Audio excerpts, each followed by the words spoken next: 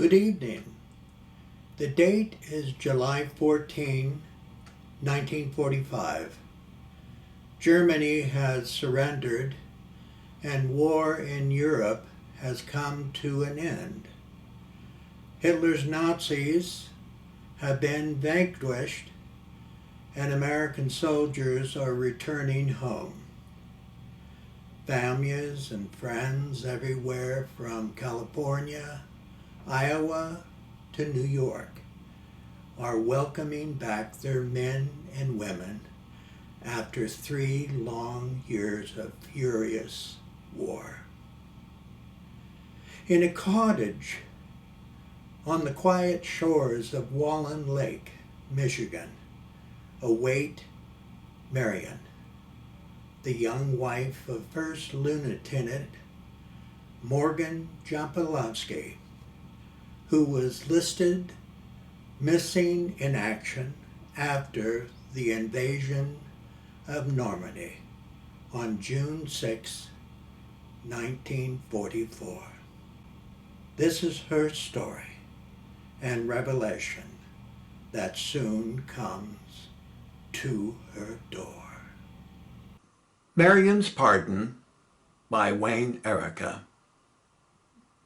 It's July 14, 1945, and the war with Germany is over. Japan continues fighting in the South Pacific. The beginning of summer hangs warm and heavy over Horton Bay, a small, pleasant township in northern Michigan, nestled between Charlevoix and Boyne City.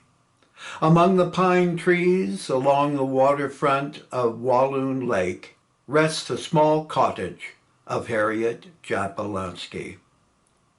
Its quaint wooden structure has been in the family for 2 generations, dating back to 1883 when her father, William McKinley, arrived from Ireland. The cottage interior has a small kitchen, a quaint dining room with table and chairs. The lights slowly rise as Mariam Jablonski sits at the dining room table stitching a dress. She is slim, conservatively attired in a flower print dress, and is far more attractive than first impressions allow. She is Harriet's 29-year-old daughter-in-law, married to her only son. First Lieutenant Morgan Jablonski, serving in Europe and listed as missing in action. Harriet pours flour in a bowl in the kitchen, wearing a long white apron over a modest dark-colored dress. She is vibrant for her 63 years and moves with a limp in her right leg. Morgan followed him everywhere. If Father was building a shed, he'd have a little Morgan handing him nails, and if he was fishing, he'd have him baiting the hook. The stories he told at breakfast had Morgan's eyes as big as hen eggs. Father regretted not having a son, but made up for it with my Morgan. Taught him all he needed to know. You should have seen my father when he was a young man. It's a shame what old age does. Oh, do you remember what he said when Morgan first brought you home? Now there's a dandy. Just like that, he says. Now there's a dandy. He clearly liked you. Do you remember that day? Mariam, have you heard a word I've said? I'm sorry, what were you saying? You really should see Dr. Mueller to see if you're going deaf. I wasn't ignoring you, I was just drifting in my thoughts. It's happening more often, and I'm concerned about it. I really am. I like to talk, I really do. Well, I'm not going to argue about it. When you be a dear and grab me a tray. Did you hear the news? What news? Oh, the war, Mariam. Our boys are bombing the Japanese homeland, islands, and we're one step closer to ending this horrible war. We should be getting news from Morgan, don't you think? I'm not sure, but I hope so. Where's your positive thinking, girl? Happy thoughts are good thoughts and always come up roses. Here, steer this for me. Harriet exits. She returns, unfolding a letter. This arrived a few days ago. We are hopefully optimistic in informing you that our efforts in locating your husband, Mr. Lieutenant Morgan P. Jablonski, will be vigorously carried out in the coming months due to Germany's surrender, allowing us greater movement to investigate his whereabouts.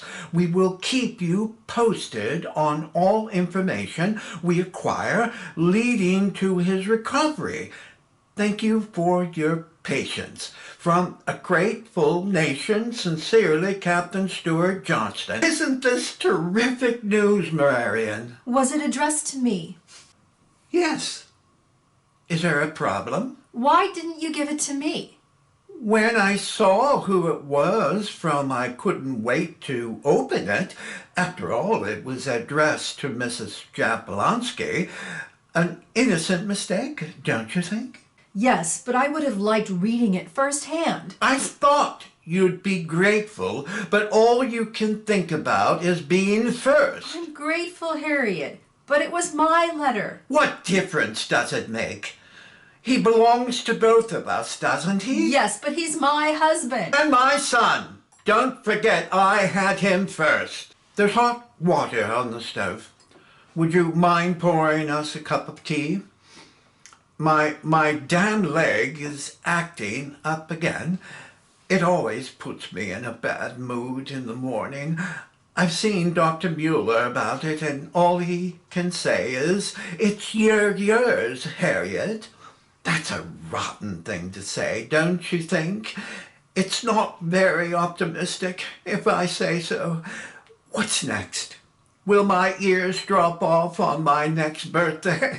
Oh, you should be grateful you're young and fit.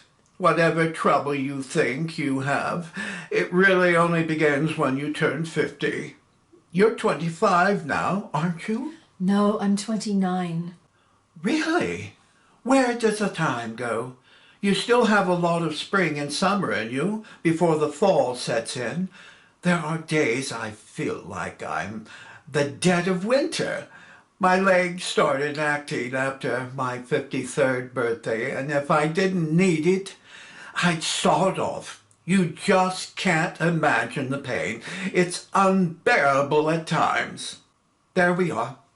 We'll just let it sit for a while.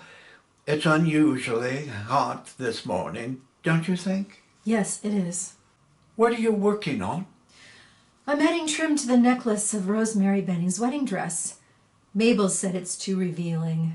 Oh, Rosemary's much too young to have a budding problem. Last I saw her, she was flat as a washboard. Apparently, she sprouted over the past year or so. Oh, after I turned 16, I was cousin to the dairy cow. There was more to cover and plenty of gawkers. I think I'll have a little sugar to brighten my day. How about you? No, thank you.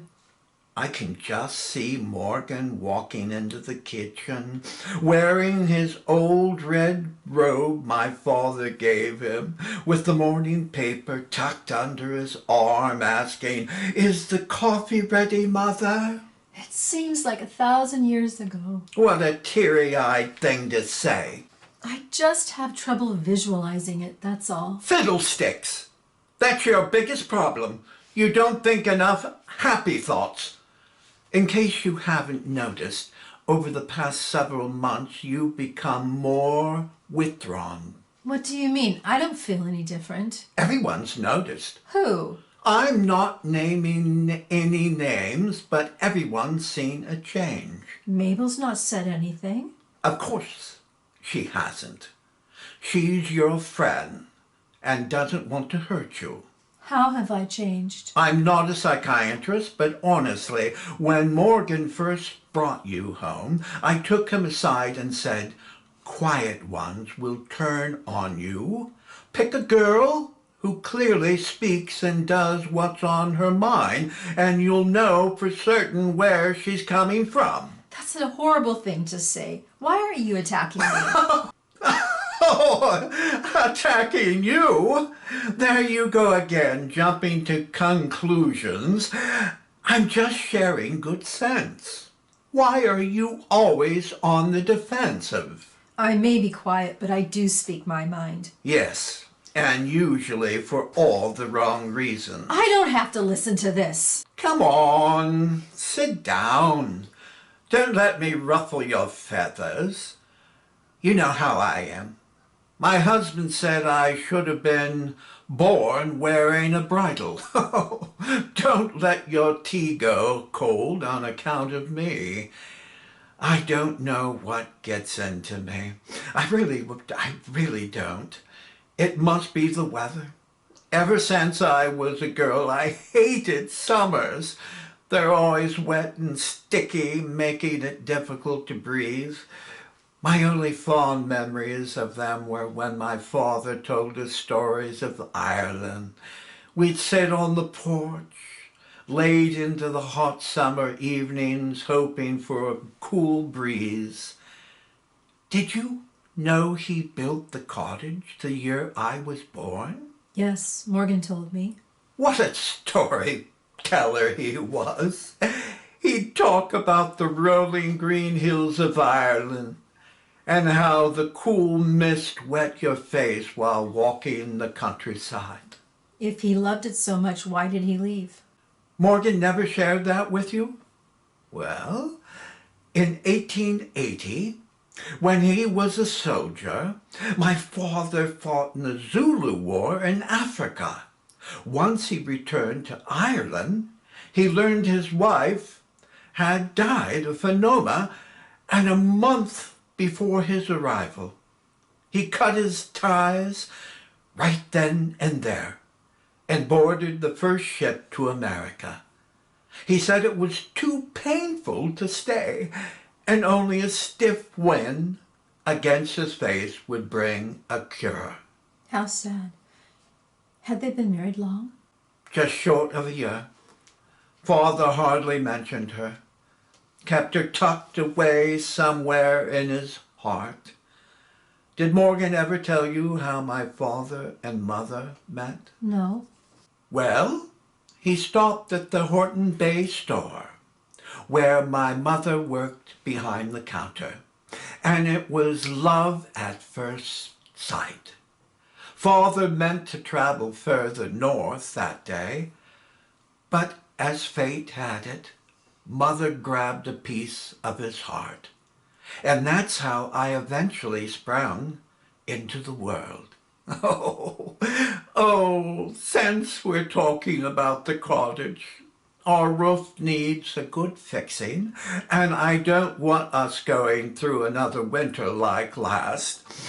Pots and pans are for cooking, not for catching water drops. I want it looking nice when Morgan returns. He deserves that much after what he's going through, don't you think? Yes.